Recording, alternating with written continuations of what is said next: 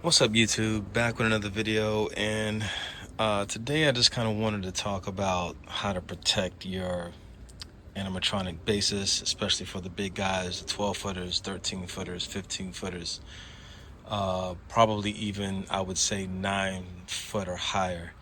Most of the ones that are 6 foot, 7 foot, 8 foot, they're usually okay, but the ones that hold more weight, I would say 9 feet and up, especially for the 10, 12, 13, and 15 footers.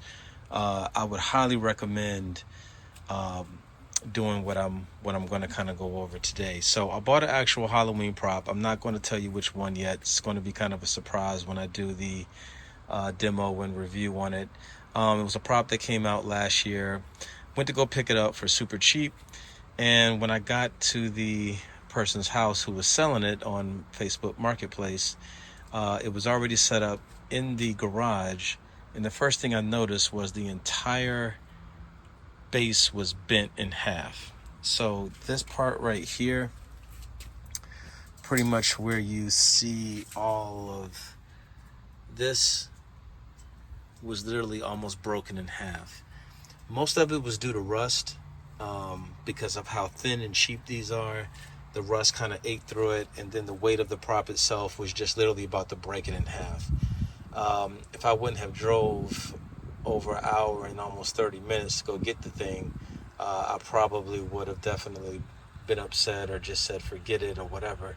But he was selling a prop for so cheap, I really couldn't beat it. But I knew I was going to have to get it welded. So luckily, I found a local welder who doesn't know much about animatronics, but when he saw the base, the first thing he said was, this thing is just way too flimsy. Like, there's no reason why in the world they could not have made this a little thicker with the steel on these bases. And these are made of steel, not aluminum like some people think.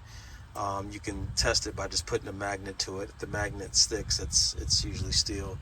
So what he had to do was basically he had to weld the base back together, and it's very difficult to do with this thin material because it can burn through it so easy. Like when you weld this together, it can actually burn through the cheap thin steel that's made that's used to create these bases. So you have to be very careful when actually trying to weld these back together. But he was able to do it. And you can't see the weld marks anymore because what I did was, after he welded it, I put the JB Weld solution over that, and I'll put a link to the description on what that is. Actually, let me go get it right quick. Now, there's different kinds of JB Weld that you could use, but what I used was the JB Weld SteelStik, and you'll see other people do reviews on this, but a couple of things you need to know before you actually go and do this. Number one, you need to wear gloves. Do not put this in your hands like some other people use on their hands. When you start to mix this solution, it comes like a putty, almost like Play-Doh. And inside of it, there's 2 different colors. You'll see 2 different kind of materials in there. It's kind of black and then a gray. And you just kind of tear a piece off or cut a piece off, put it in your hand, roll it around, mix it together. And what's going to happen is this stuff is going to get really, really hot. Depending on how long you have it in your hand, it gets really hot, like probably within 3 minutes, I would say. So the goal is to put it together. Once it starts feeling warm, then you need to go ahead and apply it to your area. So what I did was basically I applied it over the welds that happened for reinforcement. So this isn't to replace the base or to help support it. This is to cover up the welds and just act as a reinforcement on top of the welds that was done. Another thing you want to realize is this thing cures really, really quickly. So I would not take the whole tube and roll it up. That's one of the first mistakes I did when I used it. I took the whole tube, rolled it up, and then literally within like 4 or 5 minutes, it started hardening like in my hand. So I had to actually throw at least a good fourth of it away because I couldn't put it on fast enough before it started to dry. So take it piece by piece. I know it looks ugly, but it actually looked worse when the rust was on it, because it was falling apart. This literally was getting ready to break in half. So if you need any of your bases done and you do go to a welder, get it welded. And what I would do is get this steel stick and then put this around it, so that way it's even reinforcing it more. And then what I'm going to do is I'm going to spray paint it with some Rust-Oleum spray paint. I usually use the high heat kind, just because I'm in Central Florida, and it's just a little bit better to use. So the high heat actually helps deal with the high temperatures. So if you're in South California, Texas, Arizona, Louisiana, those areas that just get really hot and humid, I would use the Rust-Oleum weather protectant kind, or the high heat kind. But any Rust-Oleum would do. Just spray a coat over it, just so that you can get that extra layer of protection, plus prevent it from rusting as well. So just wanted to kind of go over some tips with you guys as far as how I protect my bases, especially when you get in an area where there is a lot of rain or moisture and things of that nature. Because once these things start to rust, you can even see the rust inside in there.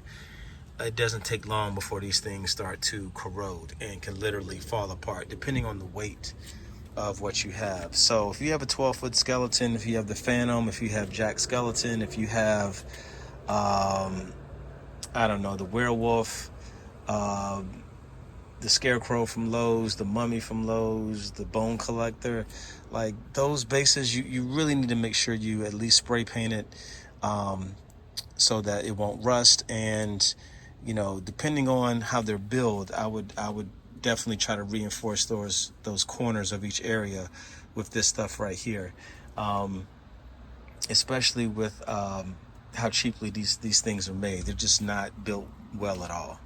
So I hope that helps. Again, I know this doesn't look great at all, but again, this is definitely going to support the prop.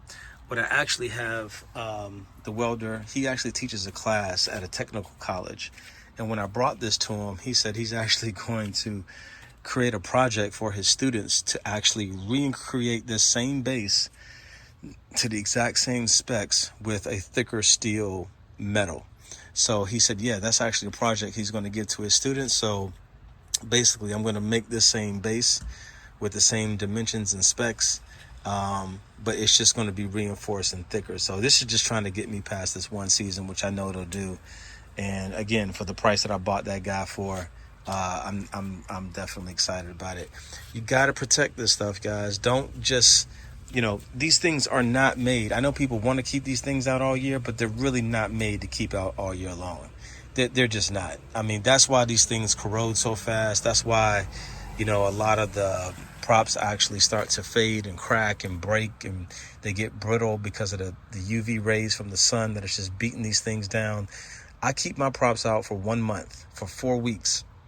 After that, it's a wrap. I can't continue to keep these things out all year long in Florida, because it just does so much damage to them from the fading.